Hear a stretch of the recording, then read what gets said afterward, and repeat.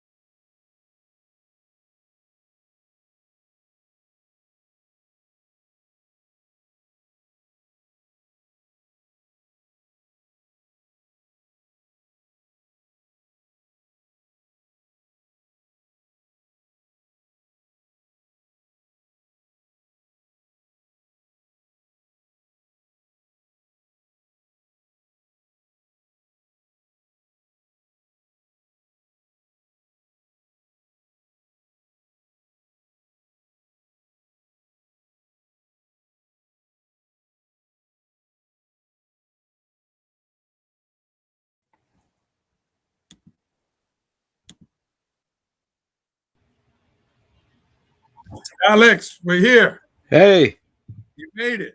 yeah, I lost you there for a moment. yeah, I couldn't hear you or anything was going on. Okay. Did you miss the opening segment? No, I saw part of it. Okay.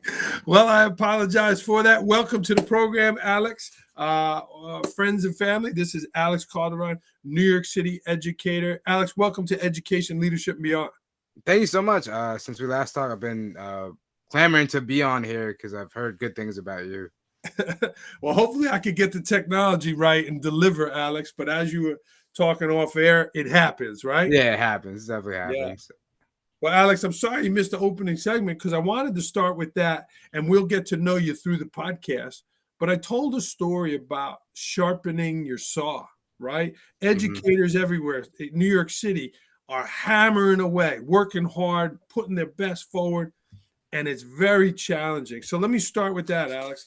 As a teacher in New York City, how are you sharpening your saw? So, I guess sharpening my saw. I'm in New York City right now. So, I think we spoke before off.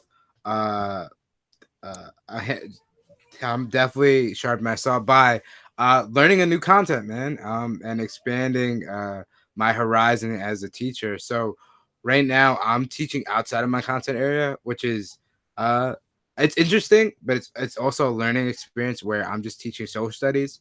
Fortunately, New York City has had a max exodus of teachers. There's so many gaps and openings, which led me to kind of double dip and now take over this seventh grade social studies curriculum. But I'm trying to look at positive, like where you're saying sharpen my your saw. I'm sharpening my strength as a teacher and becoming more flexible, adaptable. Trying to infuse ELA within social studies and Absolutely. use some social studies to the best of my knowledge that I know right now. And right now we're doing a Trail of Tears, so it's not bad. The kids are I seem there's more, I want to say, rapport. I think they like me. And sometimes they say this is boring. Whenever are we going to use this? But I'm using it now and I don't regret paying attention to social studies back when I was Sure. their age or when I took some classes on ancient civilizations. And Alex, you're teaching in a middle school, you're playing some different positions. But one of the reasons we connected, I love what you're trying to do here. You're a first generation American, Salvadorian descent. You have a podcast, you're teaching. Tell me some of some of your goals that you're trying to achieve with the work you're doing outside the classroom with the first generation teacher lens. Sure. So, with first gen teacher lens, it came up about I saw on Instagram a bunch of educational podcasts that like are talking about issues in education, but their identities didn't relate to mine. So I was just like, why not? Why not just start it?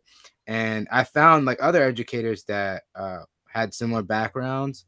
That led me to connect with different people in terms of like our experience as first generation, because like when you're a first generation kid, you're experiencing things that your family for me it was like there was a language barrier, so a lot of like the stuff that I was doing to get into college I was doing it on my own in terms Sure. of like understanding FAFSA, understanding college tours, what's the best college situation for me. So that's some of the things that I try to get across in the podcast. In terms of like some episodes I may talk about issues that pertain to the Latinx community. I may talk about issues that relate to being a first generation teacher and having students who are first generation and like experiencing those sense of self-doubt where because you don't have uh parents who are either formally educated as like your peers, and that creates some, I want to say, underlying anxiety for that's what I felt when I was younger, where I was just like, man, all these kids like seem like they're talking about even in undergrad, like talking about these high literary canonical texts. I Mm. can't do that with my parents because there's a distinct gap in their education. So that's what the aim of the podcast is, to kind of talk about these issues and lay some common ground within other folks and then create a conversation that we can expand on, whether it be, again, as I said previously, those Latinx issues or particularly first generation issues. Like maybe you feel like the weight has been lifted off your shoulders. You graduated grad school. Now what? Now what the Yeah. next steps are, and then move from there. And Alex, you grew up in Salvador. Is it Portuguese or Spanish speaking? No, Spanish speaking. It's Spanish speaking. So you grew up speaking Spanish. Yeah, I was labeled an ESL student at PS 55. And then one of my great experiences was I got fortunately back in the day, there wasn't a lot of bilingual teachers. Mm, But I had a teacher, I'll never forget her name, Miss Gonzalez. I still have my mom still has the report card where nice. she actually helped me um, develop my English, because when I came into school, I was labeled as a non-English speaker because at home the native tongue was the tongue that was used the most, which was Spanish. Sure. And I had all the textbooks. It was an ESL student. I had the textbooks in Spanish and in English. I remember carrying them around, being pulled out for ESL, and or pulled into the resource room and then being broken down, scaffolding, things of that nature. So that was great, and that shows one of the benefits of having a diverse staff and staff that can really advocate for different pockets of communities, which we need more than now than ever. Absolutely. And if you're watching live, please jump in the show, introduce yourself to Alex, and I would love to ask the question and get involved. Alex, how did your experience, being a native Spanish speaker and now teaching in New York City, how does that help you right now? And do kids identify you when they know you're a fluent Spanish speaker? Um, so it's helped me a lot, particularly in my I want to say 5 years in DOE. I use my Spanish to translate a lot for transitory services for families who don't know English, who need help understanding something that is more communicative in their native tongue. Yeah. So that's how it's helped me in terms of like the kids, or even somebody. I'm pretty light skinned for a Latinx guy. So like I look racially ambiguous. Um, so Racially ambiguous. I that's love what it. I get a lot. Like, are you Italian? There was a rumor when I was in high school. I had a Italian English teacher. We looked pretty similar, and they There all you thought I go. was his son. And then he was like, I would have had him when I was 12. And like when I came back to do my observations, they were like, oh, he's not. And like but once they see my name, and I remember one instance when I went back to do observations at my high school when I was first starting my educational career. Sure. Um, One girl said my name phonetically, correct in Spanish, Calderon, and then she was like, "Oh yeah," she was like, she something clicked in her head, like, "Oh, he's definitely Salvadorian," and then you could see the rapport building right there. And now Yeah.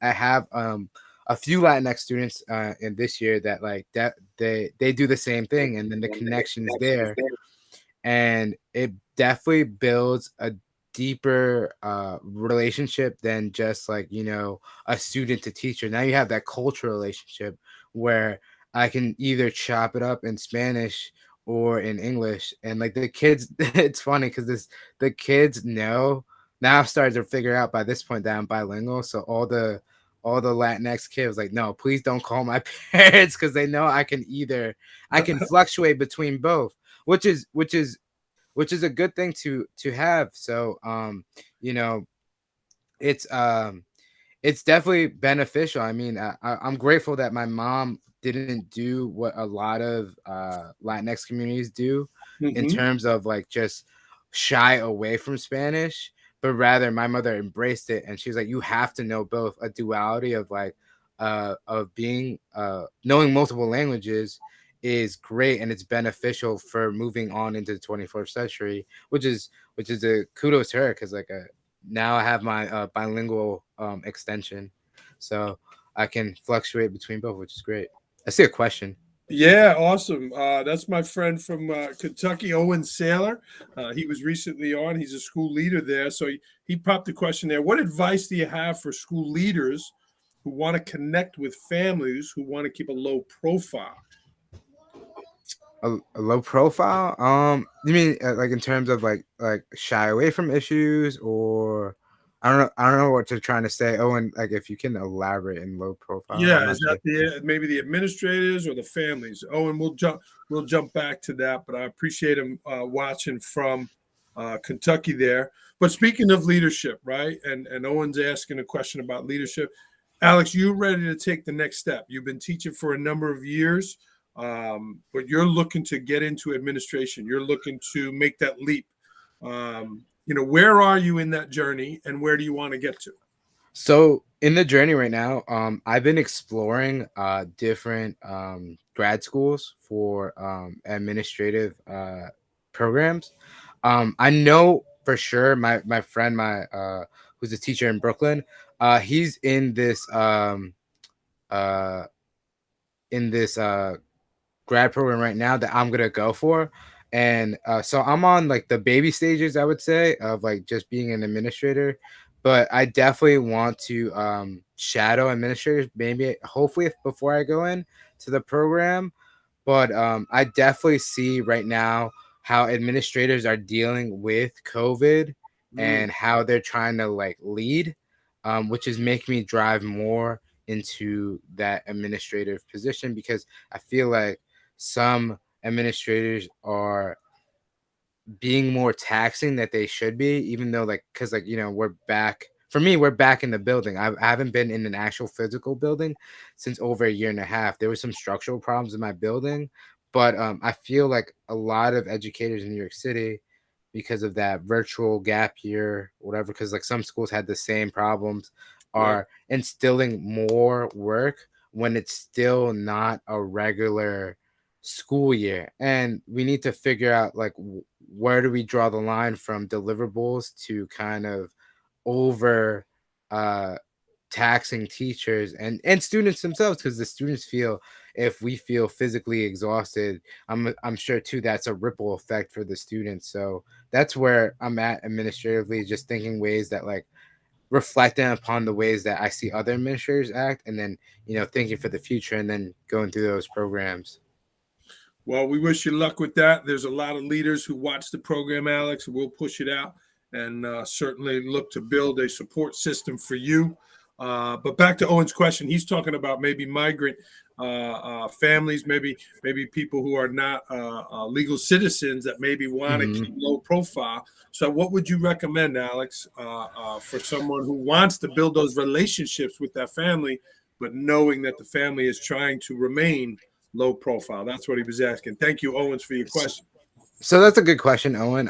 For leaders, definitely build a community of comfort where, because I have family members, for example, my uncle who has his residency. There's and then learn about the, I want to say, the different types of like residency. For example, there's TPS, temporary protected status, for people who have been displaced from their home country, and their feelings and sentiments of that, because like the TPS is an ongoing thing with the government that they can cancel once the expiration dates hit. So a lot of, particularly I know in the Salvadorian community, a lot of Salvadorians, Nicaraguans are fearful of that, because like they like, oh, once that ends, I technically don't, I'm illegal here. So definitely learn the rhetoric of like immigration status, and be forthcoming if they have questions, concerns. Definitely be blunt with them in terms of like, oh, if because I know in my community particularly, a lot of parents have this fear of even showing up to the schools, Mm, because there's this fear of like, hey, if I show up to school and like they ask me for these things, will that affect me in a way? For example, right? If you're undocumented, right, and that you need proof of evidence of address, right, you can still get these things like bills and stuff like that without having, an actual um ID, like a driver's license, some of that. So make sure that is communicated with them. Like you could send like maybe a letter out, or if some parents that like, if you have maybe a small pocket of parents, maybe have like somebody that is knowledgeable about these issues, and like just talk to them, because that's a big fear, like a big fear of like, registration for your kid. I need all these bills, right? How am I going to get them? And that's a great misconception, that you need to be have some legal documentation to provide like proof of address, and just be candid with them, and break that barrier or fear and misconceptions, because that definitely, as a son of immigrants, there's a lot of misconceptions within I want to say the social sphere um of immigration that definitely needs to be talked about. Yeah, and then migrant status, if again, respect it. Like if they don't want to talk about it, then that's all within their right, because there is this fear of like going back, and leaving their kids alone, because technically their kids are American citizens, and there's always that fear of like, oh, if I leave, who is going to take care of my next of kin? And that's an honest, real fear. I remember a couple of years ago, it had to be like three years ago. They were getting rid of TPS for Salvadorians, and it was like a 200K Salvadorians who have TPS, and it's wow. been ongoing because of natural disasters. There was a volcano, and the fear was, hey, how do I protect my livelihood? Not only that, but more so my family. Yeah. So definitely find somebody that can communicate with those issues. Maybe it could be an immigration attorney, because a lot of in the Latinx community, um, some of them get confused between a notary, because a notario technically is an attorney in Latin America, and notary is obviously different here, and some people get swindled by it. So Mm. definitely gets like information is key. You can come say hello. My daughter was listening. She was curious about you, Alex. She wanted to meet today's guest. This is Tessa. Hi. That's Alex, and here comes Ruby. This is the what happens when you do the podcast at home, Alex. Yeah. This is such a great topic to talk about, and I know being a culturally responsive educator is so important to you, and it needs to be talked about more. Tell me, you just told some great experiences there. Did you experience, racism when you were growing up? And now, how again does that help you to become more culturally responsive? Not growing up, more so in when I was in undergrad, I want to say. Where'd you go to college? I went to SUNY Geneseo and Oh Queens yeah. College. Okay. I went SUNY Geneseo was upstate, and it was more predominantly white. White. And then yeah, so and Asian. As opposed to Queens College, it was completely a different. It was like 360, closer to the city. A lot multicultural, because Queensboro is like one of the most. Because I grew up in Queens, one of the most diverse kind of boroughs is out there. There's a lot of pockets of different culture. You can find all types of food out here. But yeah, in undergrad, whenever I would say like I'm Salvadorian, or from where I'm from, which was a small town also in Long Island. So I grew up between Long Island and Queens, but it was notoriously known for MS-13 activity, which is primarily like Salvadorian, but like again, that was like it scapegoats like kind of like your identity within itself. So not necessarily when I was growing up, because I grew up mainly with fellow Salvadorians, and in terms of my schooling, but definitely when I was in undergrad, I definitely experienced kind of this scapegoating and like stereotype, where it was just like, oh, you're Salvadoran, you must have to like have this association within this gang affiliation, which isn't it's not true. It is a problem, but it's not not all Salvadorians like have that association. It's just become notorious. Oh, did I lose you? No, you're back. No, I'm back. Can I hear you? Can you Yeah, hear me? can you hear me? Yeah, I I could hear you. lost your sound. Did you? There's always something here being live on the podcast here. Can you hear me No, I can't hear you. You want now? to leave and come back? Why don't you Yeah. leave and come back? I appreciate this topic of conversation with Alex and different people's experiences. Being a culturally responsive educator is so important. There you are, Alex. Let me get you back in here. Yeah, Hey, we I'm got you. back. He's back. He's back. Yeah, I lost I saw you, but I was just like, I'm not sure why my sound is working. It's all good. We'll keep rolling through the hurdles, just like educators are doing everywhere. But Alex, it's a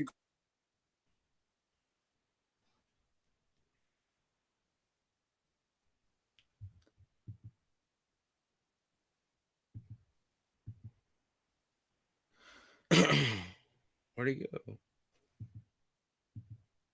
I have to log out?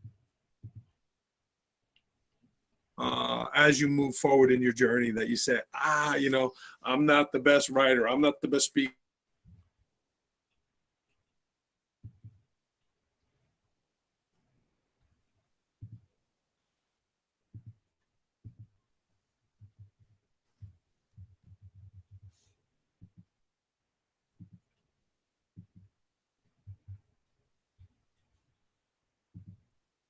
Hmm.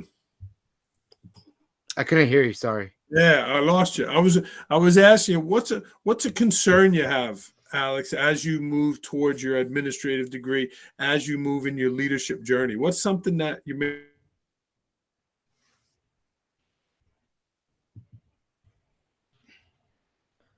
My connection seems fine.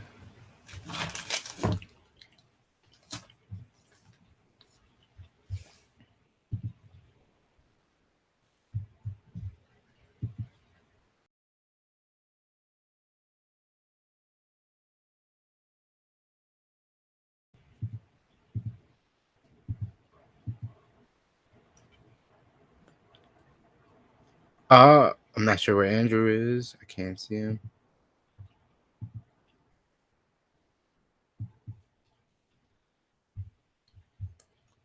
Do.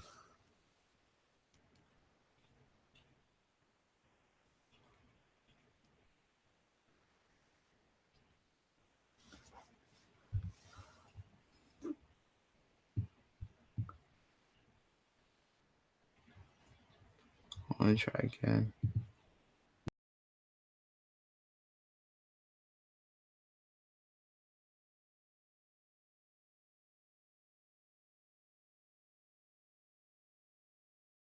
It says I'm on.